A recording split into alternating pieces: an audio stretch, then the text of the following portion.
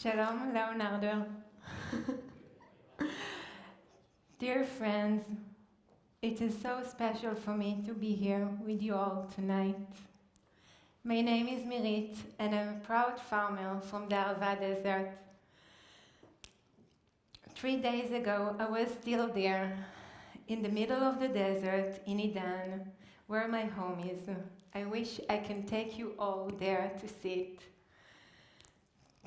I'm very excited, honored to stand here tonight to share with you the amazing story of a small community in the middle of the desert that work hard to make the deserts bloom, despite all obstacles and challenges.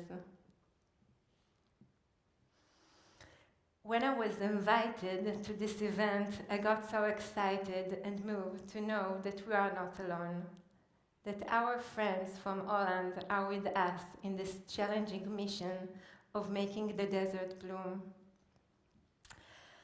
I'm standing here on behalf of the Arava community, and I want to share with you my personal story.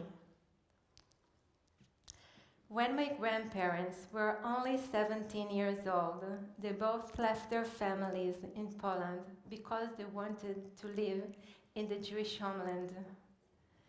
They did this at the right moment, just before the Second World War. Their families were left behind and did not survive the Holocaust.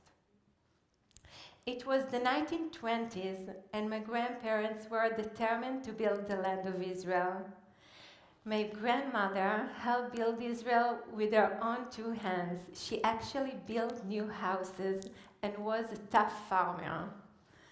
My grandfather worked together with Israel's first Prime Minister, David Ben-Gurion, helping build new communities, planting trees, and making the desert flourish. Following in their footsteps, my father joined a small group of pioneers to start agriculture in the desert 50 years ago. Back then, when no one believed it could be possible. Later, he met my mother, a city girl, and love took them to the center of Israel, where I was born. Time passed, and 12 years ago, I met Amit, my husband, on a trip to Africa. And what do you know? It turns out to be a second-generation farmer from the Arava. Amit, a barefooted man, fearless and convinced that he can do anything except wearing shoes. It was clear for both of us that we will build our home in the Arava because we both wanted to be a part of the creation of the country. And even today, the Arava is still in the making.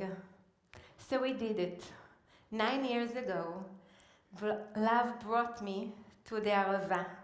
I left my comfortable life in the center of Israel, and we got our own little piece of land in the community of Eden, one of the 7 farming communities in the Arava supported by JNF.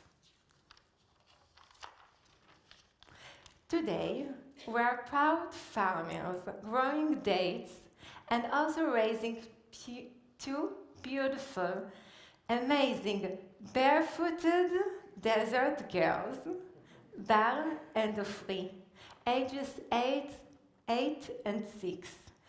Bar and Ofri can play freely, surrounded by breathtaking nature and a caring community, where they feel that every family in the village is like their own family.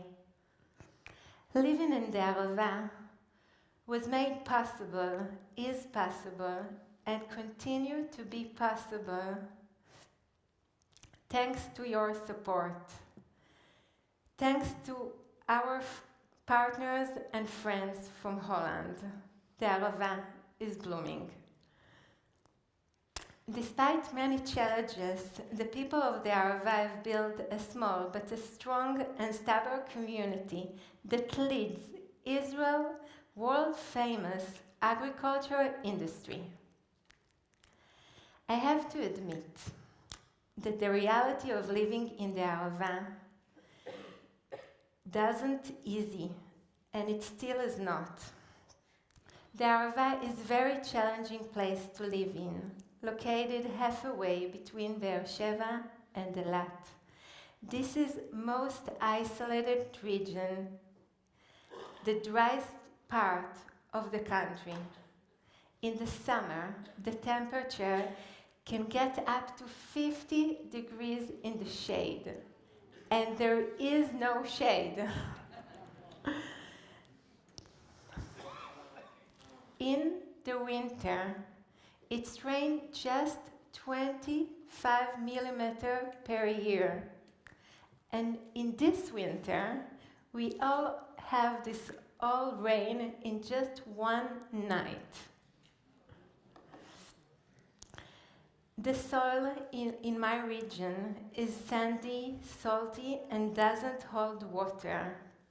Since we are not connected to the Israel National water system, most of our waters come from wells deep underground, which is salty. The first pioneers came to the Arava more than 60 years ago. Today, there are 900 families living in this challenging place, giving life to the desert.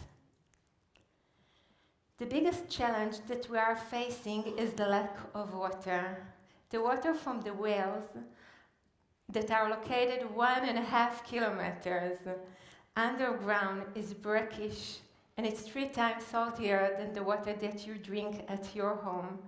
In fact, we have to desalinate the local water before we can drink it or use it in our home.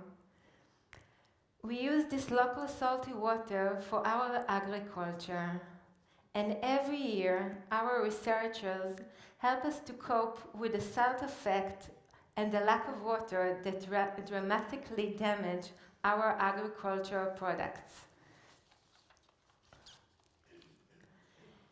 The water challenge in the Arava goes beyond our little community. Today, the world is facing an intensive desertification process.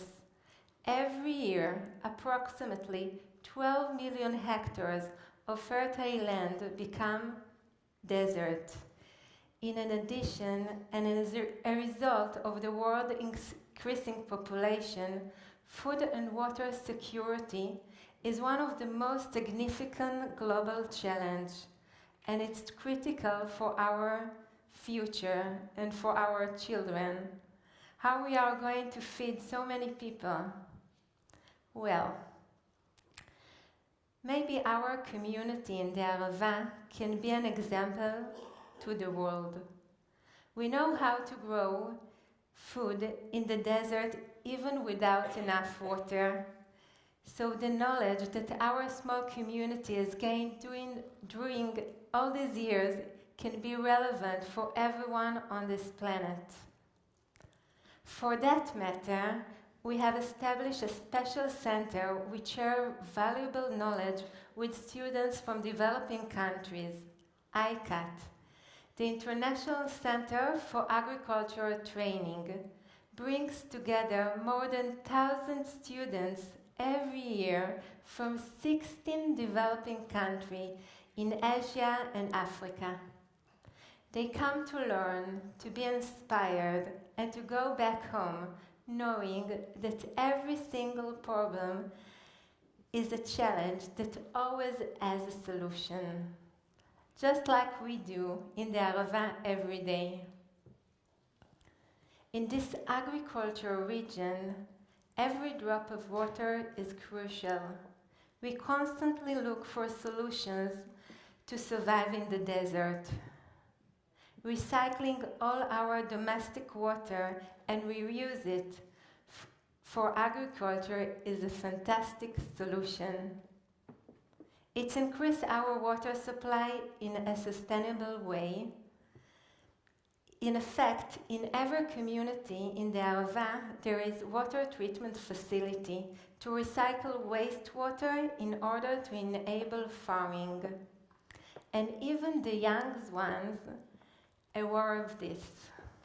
Even my little daughter of 3, who only 6 years old, is on her way to take a shower. She always says, "Mommy, I'm going to irrigate our dates trees."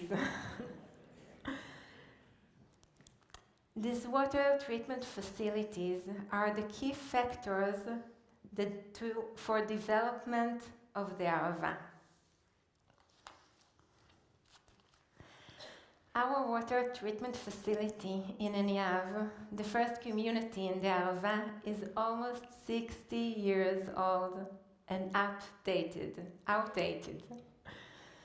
In order to protect the environment, support the community growth, and provide enough water for the farmers, we must operate this facility.